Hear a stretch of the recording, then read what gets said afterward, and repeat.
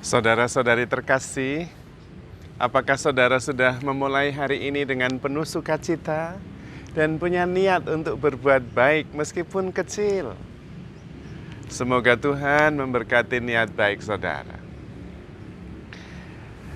Setiap kali saya habis rapat Dewan DPH dan terutama membicarakan tentang kegiatan serta dana yang dibutuhkan untuk kegiatan itu, saya selalu berpikir lebih jauh. Bahkan kadang-kadang ada perasaan galau. Mengapa? Karena informasi dan data yang didapat dari investasi kegiatan, ternyata di paroki itu kegiatannya banyak sekali. Bahkan sampai ratusan. Dan biayanya itu mahal sekali. Sebetulnya saya tidak mempermasalahkan biaya yang mahal dan banyaknya kegiatan, tetapi dampaknya. Pertanyaan saya adalah, apakah dengan begitu banyaknya kegiatan dan begitu besar biaya yang dikeluarkan, dampaknya signifikan? Apakah ada kesesuaian yang dihasilkan dari biaya yang begitu banyak dan tenaga, energi, kegiatan yang begitu bermacam-macam? Sebetulnya apa yang diharapkan dari seluruh kegiatan yang ada di paroki? Sebetulnya harapannya cuma satu, yaitu hidup beriman umat yang melaksanakan kegiatan itu bertumbuh. Hanya itu sebetulnya.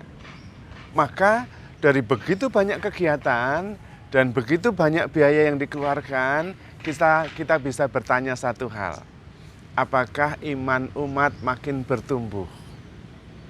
Apakah umat makin sabar? Apakah umat makin bersatu? Apakah umat makin damai? Apakah umat makin sejahtera? Karena dimensinya banyak ya. Damai itu masalah pikiran yang tenang, perasaan yang nyaman. Sejahtera itu masalah makan minum, pendapatan. Melalui kegiatan PSE, kita mau menjamin bahwa umat tidak ada yang berkekurangan. Nah, ukuran-ukuran itu sebetulnya sederhana. Apakah umat itu makin bertumbuh dalam iman? Makin sejahtera, makin damai, makin baik, makin rendah hati, makin rohani, makin beriman.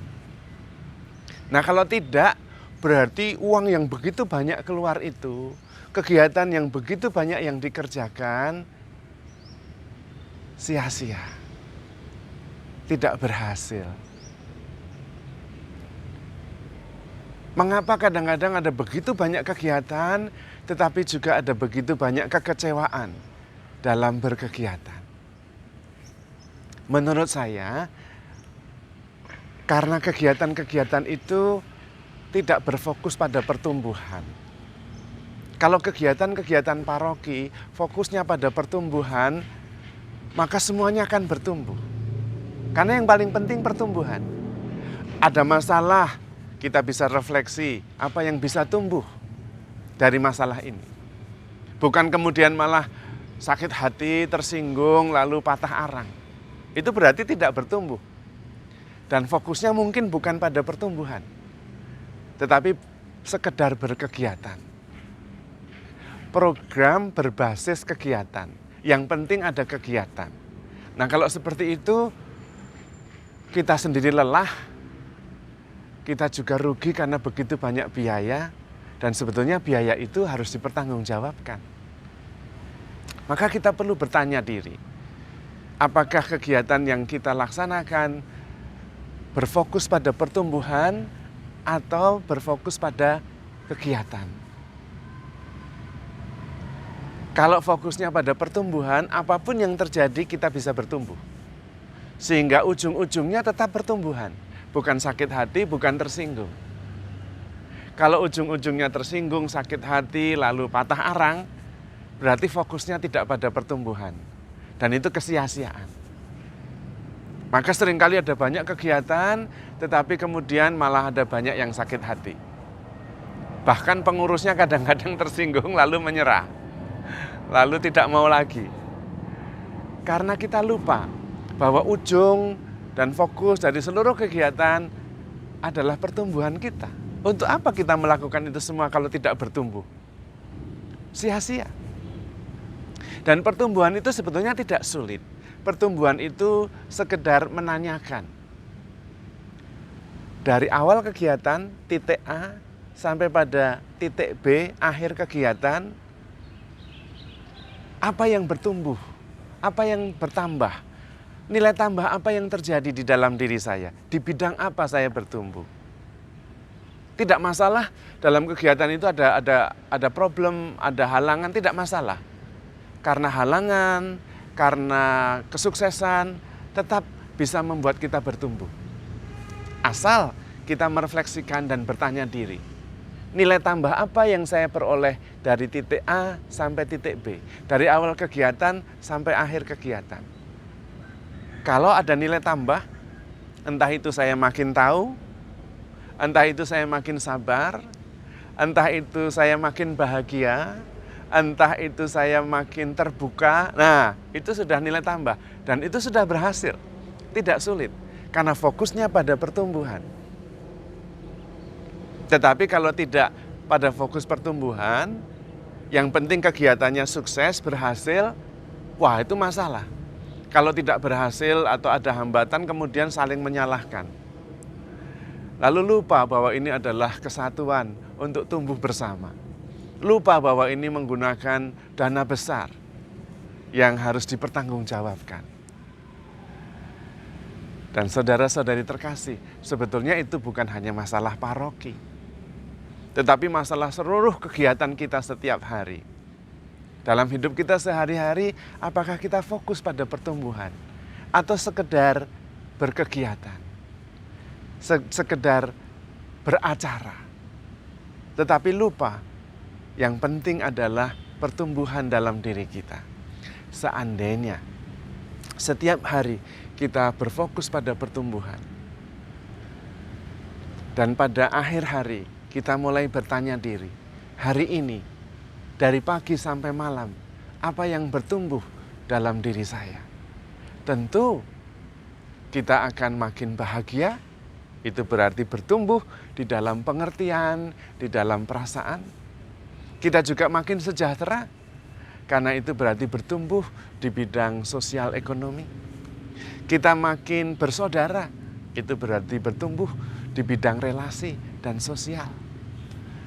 Ada begitu banyak hal yang bisa bertumbuh dalam satu hari. Dan kalau itu setiap hari, setiap minggu, setiap bulan, setiap tahun, wow. Kita menjadi sebuah akumulasi dari berbagai macam pertumbuhan di berbagai bidang. Dan itulah yang disebutkan dengan kedewasaan. Evolusi menuju pribadi yang suci.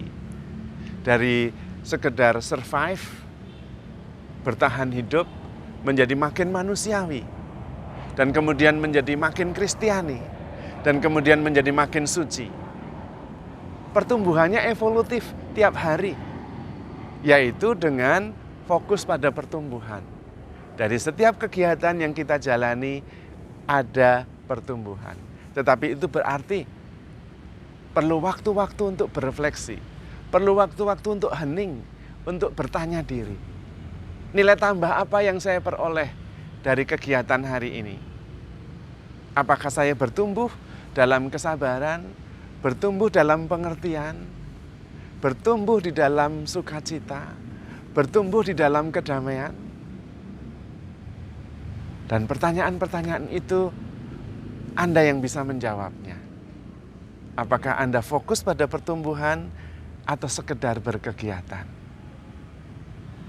Karena itu jumlah kegiatan tidak menentukan, tetapi refleksi atas kegiatan itu yang menentukan. Maka perlu waktu-waktu hening, perlu waktu-waktu refleksi, perlu waktu-waktu sadar dan terbuka, mengharapkan segala sesuatu, percaya segala sesuatu. dan menyambut setiap kegiatan sebagai kesempatan untuk bertumbuh. Jika seperti itu, tidak ada masalah, tidak ada halangan. Karena masalah, halangan, hambatan, derita adalah sarana pertumbuhan. Maka mari kita terus bertumbuh. Ambil waktu untuk hening, ambil waktu untuk berefleksi, bertanya diri, dan terbuka. Memohon rahmat Tuhan supaya bisa melihat apa yang perlu bertumbuh dalam diri kita. Terutama kesadaran, kerendahan hati, ketabahan, ketekunan. Sehingga kita makin sabar, makin bahagia, makin murah hati, makin penuh syukur, makin baik, dan makin suci. Karena kita begitu dikasihi oleh Tuhan. Maka handle yourself with care because you are loved. Tuhan memberkati.